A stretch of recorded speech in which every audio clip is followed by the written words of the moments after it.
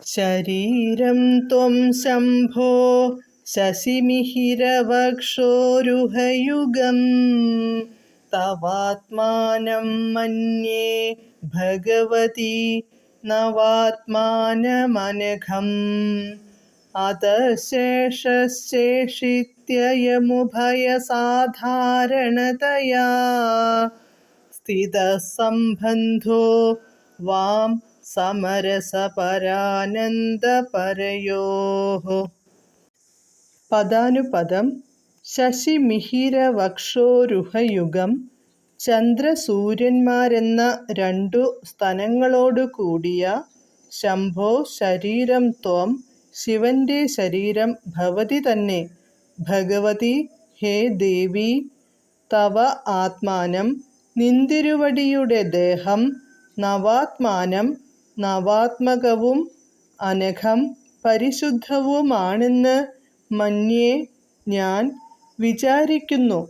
അതഃ അതിനാൽ ശേഷ ശേഷി ഇതി ശേഷം ശേഷി എന്ന അയം സംബന്ധഃ ഈ ബന്ധം സമരസപരാനന്ദപരയോഃ വാം തുല്യരസഭാവത്തെ പ്രാപിച്ച പരാനന്ദരൂപികളായ നിങ്ങൾക്ക് ഉഭയസാധാരണതയോ രണ്ടുപേർക്കും തുല്യമായി സ്ഥിതഃ ഉള്ളതാകുന്നു.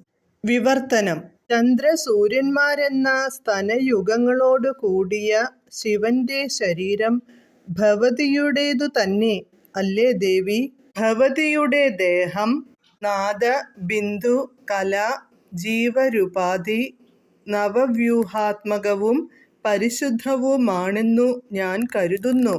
അതിനാൽ പരസ്പര തുല്യതയാർന്ന പരാനന്ദ പരരൂപികളായ നിങ്ങളിരുവർക്കും ശേഷം പ്രധാനം ശേഷി അപ്രധാനം എന്ന ഈ ബന്ധം തുല്യമായി ഉള്ളതാകുന്നു.